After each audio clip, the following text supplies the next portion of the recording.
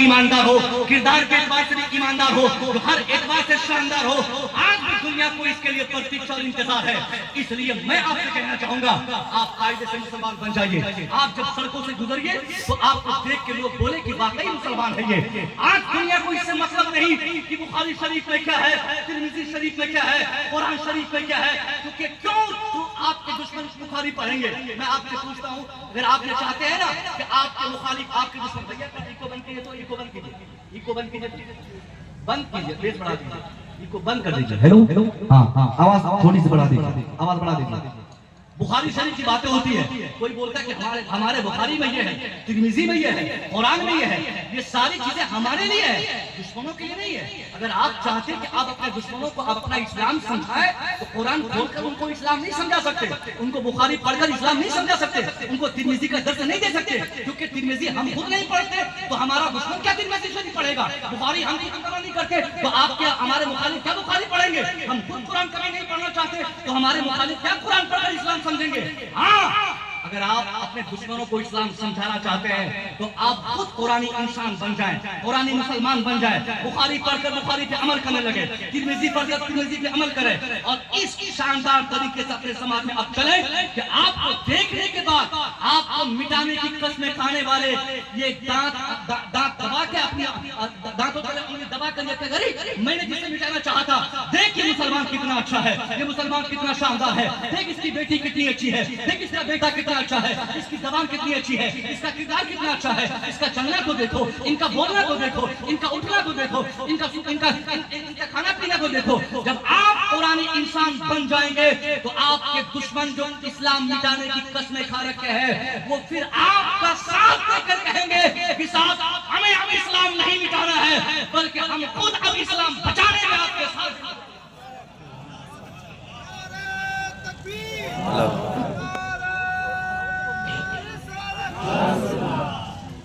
ये हमारे क्योंकि ये कब होगा जब हमारे माशरे में हमारी बेटियां हमारी निगाहों से बच जाएंगी। हमने अपनी बेटियों को बचाने की कोई तहरीक नहीं छोड़ी, वो उसकी बेटी को, वो उसकी बहन को, वो उसकी बहन को छेड़ता, वो उसकी बेटी को छेड़ता। अरे भैया, आपकी बेटी जितनी आपके लिए प्यारी है, उसी तरह गैरों की बच्ची भी उसके लिए प्यारी है। मैंने जलसे में कहा था कि अगर आप चाहते हैं कि आप अपनी बेटी को महफूज रखें तो आप दूसरों की बेटी की इज्जत कीजिए, इंशाअल्लाह गैर से आपकी बेटी की इज्जत की मुहाफ़त होगी। आप दूसरों की बहनों की इज्जत करें, आपकी बहन हजारों के बीच में भी हजारों की बदनिगाही से बचकर घर वापस आ जाएगी अगर आप दूसरों की बहन की इज्जत करेंगे। एक 18 साल लड़की और एक 80 साल का बुजुर्ग, गरीब तरीन बुजुर्ग जिसके पास 18 साल एक लड़की है, अब उस बुजुर्ग के घर पर कई दिन से चूल्हे नहीं जले। बेटी परेशान थी इस हवाले से कि अब्बा घर में चूल्हे नहीं जल रहे, आप बाहर कमाने नहीं जा रहे हैं, अब्बा आप काम धंधा नहीं करेंगे तो घर में चूल्हे नहीं जलेंगे, रोटी नहीं पकेगी, तो आपकी बेटी अब्बा क्या खाएगी? मैं क्या खाऊंगी अब्बा, आप क्या खाएंगे?